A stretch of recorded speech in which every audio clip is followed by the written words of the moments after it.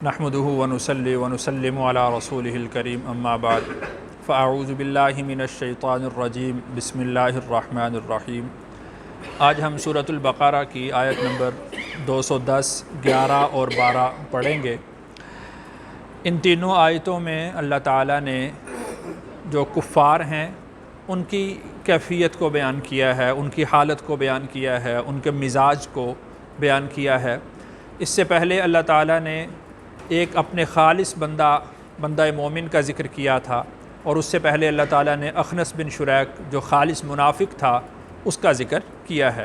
تو ان تذکروں سے، ان چیزوں کے ذکر کرنے سے مقصود یہ ہے کہ اہل ایمان کو اپنا رویہ درست کرنا چاہیے، اپنے اعمال کو درست کر لینا چاہیے۔ تو اسی طریقہ سے جس طرح اخنس بن شریک تھا کہ جب اس کے سامنے اللہ کی آیات پڑھی جاتی تھی وہ انکار کرتا تھا، تو یہی حال، یہی صورت تقریباً جو کفار ہیں، مشرکین ہیں، ان کی بھی ہے۔ اس کو اللہ تعالیٰ نے یہاں پر بیان کیا ہے۔ ترجمہ دیکھتے ہیں۔ هل ينظرون، کیا ینظرون وہ انتظار کرتے ہیں، الا مگر ان یہ کہ یأتیہم اللہ آ جائے ان کے پاس اللہ، فی ظلل من الغمام، سفید بادلوں میں، والملائکۃ اور فرشتے، واو کا مطلب اور، قضی الامر معاملہ طے ہو جائے، وَإِلَى اللَّهِ اور اللہ ہی کی طرف، ترجع الامور لوٹتے ہیں سب کام۔ جب مشرکین مکہ کو توحید کی دعوت دی جاتی تھی، اللہ کے احکام بتلائے جاتے تھے، آخرت کا تذکرہ کیا جاتا تھا، تو وہ کہتے تھے کہ اللہ خود ہم سے ہم کلام کیوں نہیں ہوتے، اللہ ہم سے خود براہ راست بات کریں، اللہ ہمیں کہہ دیں، ہم بات ماننے کو تیار ہیں۔ تو دیکھیے کہ اللہ تعالیٰ نے ثواب و عقاب وہ علم غیب پر رکھا ہے، غیب پر رکھا ہے، غیب کی چیزوں پر رکھا ہے۔ جب کسی غیب کو اللہ ظاہر کر دیتے ہیں تو پھر اس پر ثواب و عقاب نہیں ہوتا۔ اہل ایمان کے لیے جو اللہ نے اوصاف بیان فرمائے ہیں وہ یہ فرمائے کہ الذین یؤمنون بالغیب، جو ایمان رکھتے ہیں غیب پر، یعنی ان کو بتایا جاتا ہے کہ مرنا ہے، مرنے کے بعد حشر ہے، حشر کے بعد ایک زندگی ہے، جنت ہے، جہنم ہے، اللہ کا دیدار ہے، اللہ سے ملاقات ہے۔ تو وہ چونکہ غیب کی ساری خبریں ہیں نا، غیب کی ساری چیزیں ہیں، تو ان سب کا انکار کرتے تھے کہ یہ کچھ نہیں ہے، بس مر جائیں گے، مٹی ہو جائیں گے اور اس کے بعد ہم ختم ہو جائیں گے، یہ ان کا عقیدہ تھا۔ تو جب ان سے یہ بات کہی جاتی تھی کہ یہ اللہ کے احکامات ہیں، اللہ نے بیان فرمایا ہے، تو وہ کہتے تھے کہ اللہ براہ راست ہم سے بات کیوں نہیں کرتے۔ هل ينظرون الا ان یأتیہم اللہ، کیا وہ اس بات کے منتظر ہیں کہ آئے ان کے پاس اللہ، والملائکہ اور فرشتے بھی آ جائیں، تو پھر اللہ بھی ان سے ہم کلام ہوں اور فرشتے بھی ان سے ہم کلام ہوں، تو کیا پھر وہ اس بات کو مانیں گے؟ جب وہ اس بات کو ماننے کے لیے تیار ہو جائیں کہ جب اللہ ان کے سامنے آ جائیں، فرشتے ان کے سامنے آ جائیں، تو اس کے بعد پھر ثواب و عقاب باقی نہیں رہتا۔ تو اصول کیا ہے کہ ثواب و عقاب کا تعلق وہ غیب پر ہے، غیب کے ساتھ ہے۔ جو شخص ایمان بالغیب رکھتا ہے اللہ تعالیٰ اس کو ثواب بھی عطا فرماتے ہیں، اور اگر کوئی اس کا انکار کرتا ہے تو اس پر عقاب ہوگا، اس پر گرفت ہوگی، اس پر پکڑ ہوگی۔ تو قیامت کے قریب اس طرح معاملہ ہوگا جس طرح کے وہ مطالبہ کر رہے ہیں۔ اللہ تعالیٰ نے ارشاد بھی فرمایا ہے قرآن مجید میں مختلف جگہوں پر کہ اللہ تعالیٰ اور فرشتے یہ صف در صف، جو فرشتے ہیں وہ صف در صف آئیں گے، اللہ تعالیٰ بھی آئیں گے، اور پھر ان سے سارا حساب ہو جائے گا، اور پھر اس وقت یہ کہیں گے کہ کاش کہ میں نے اپنی آخرت کی زندگی کے لیے کچھ تیار کیا ہوتا۔ تو اللہ تعالیٰ نے ارشاد فرمایا کہ وقضی الامر، وہ یہ چاہتے ہیں کہ فیصلہ ابھی ہو جائے، معاملہ ابھی طے پا جائے، یعنی جو ہمیں بتایا جاتا ہے کہ اگر تم نہیں مانو گے تو سزا ملے گی، تو ہم نہیں مان رہے ہیں تو سزا کیوں نہیں مل رہی؟ وقضی الامر، معاملہ آج ہی مکمل ہو جائے، معاملہ آج ہی طے ہو جائے۔ لیکن جیسا کہ میں نے عرض کیا تھا کہ اللہ تعالیٰ کسی پر فوراً گرفت نہیں کرتے، اللہ تعالیٰ کسی کو فوراً نہیں پکڑتے، اس لیے کہ اس کی مستقبل میں اللہ تعالیٰ کے نزدیک اس کا ایمان لانا معتبر ہوتا ہے، یا اس کی اولاد میں، اس کی نسل میں اللہ تعالیٰ کو ایمان مطلوب ہوتا ہے، تو اس وجہ سے اللہ تعالیٰ اس کو فوراً گرفت میں نہیں لاتے، فوراً پکڑ میں نہیں لاتے۔ تو اللہ تعالیٰ نے آگے ارشاد فرمایا کہ وَإِلَى اللَّهِ تُرْجَعُ الْأُمُورُ، یہ سارے کے سارے معاملات لوٹ کر کس کی طرف جاتے ہیں؟ اللہ ہی کی طرف جاتے ہیں۔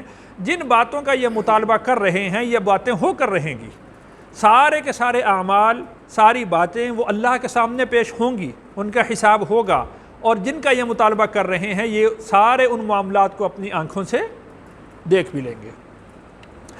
سل بنی اسرائیل، سل تو سوال کر بنی اسرائیل سے، کم آتیناہم، کتنی ہی ہم نے دی ان کو، من آیت بینہ، سے آیت بینہ واضح نشانیاں،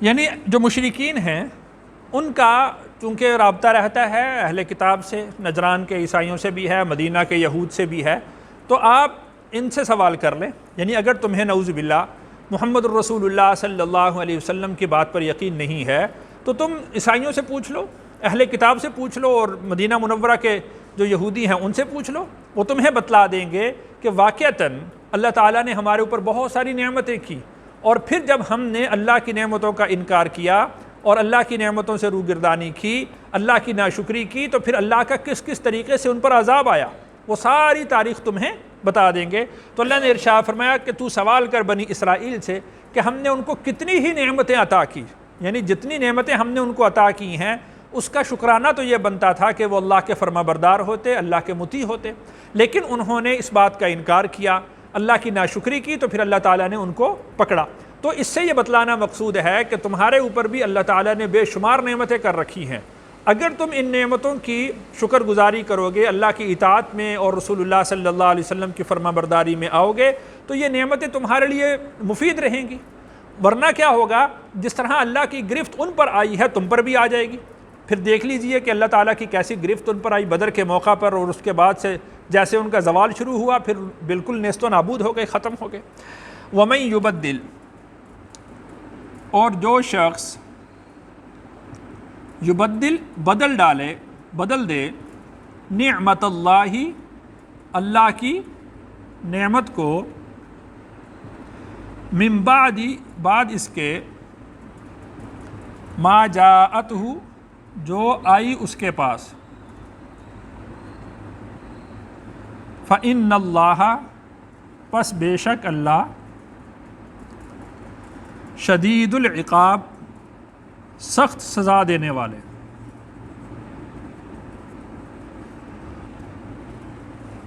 تو اللہ کی نعمت کو بدلنا یہ ناشکری کی وجہ سے ہوتا ہے۔ اللہ کی نعمت تو آئی، اب انسان کا کام یہ ہے کہ ان نعمتوں کو استعمال کرے اور اس پر اللہ کا شکر ادا کرے، تو اللہ تعالیٰ ان نعمتوں کو بڑھا دیتے ہیں، ان نعمتوں میں اضافہ کر دیتے ہیں۔ لیکن اگر اللہ کی ان نعمتوں کی ناشکری کی جائے گی تو اللہ تعالیٰ ان نعمتوں کو چھین لیں گے، واپس لے لیں گے۔ تو گویا کہ انہوں نے اپنے اعمال سے، ان کے اعمال کے سبب اللہ کی نعمت اللہ کی نقمت میں بدل گئی، اللہ کی نعمت اللہ کے عذاب میں بدل گئی۔ تو جو شخص اللہ کی نعمت کو بدل ڈالے اور اس کی جگہ پر وہ عذاب کا تقاضا کرنے لگے، ایسے افعال کرنے لگے کہ جس سے عذاب نازل ہوتا ہے، تو پھر دیکھ لو فإن اللہ شدید العقاب، اللہ تعالیٰ بہت سخت عقاب والے ہیں۔ زینا، مزین کر دیا گیا، للذین کفروا، ان لوگوں کے لیے جنہوں نے کفر کیا، الحیات الدنیا، دنیا کی زندگی، حیات زندگی، الدنیا دنیا کی، وَيَسْخَرُونَ، اور وہ ہنسی کرتے ہیں، من الذین آمنوا، ان لوگوں سے جو ایمان لائے، والذین اتقوا، اور وہ لوگ جو متقی ہیں، فوقہم بہت اوپر ہوں گے،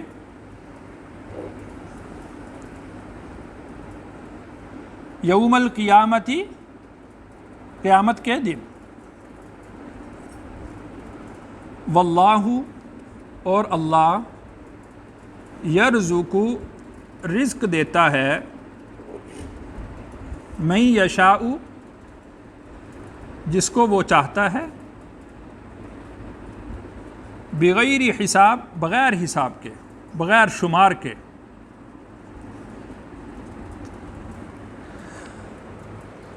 مشرکین مکہ کی ساری تگ و دو، ان کا مبلغ علم، ان کی ساری کوشش کا مرکز وہ دنیا کی محنت تھی، دنیا کماتے تھے۔ حتیٰ کہ انہوں نے رسالت سے متعلق بھی یہ سوال کیا، یہ اعتراض کیا کہ اللہ تعالیٰ نے ان دو بستیوں میں سے کسی سردار کو، کسی مالدار کو رسول کیوں نہیں بنا دیا؟ یعنی ان کا مطمع نظر سارا کا سارا کیا تھا؟ دنیا، مال تھا۔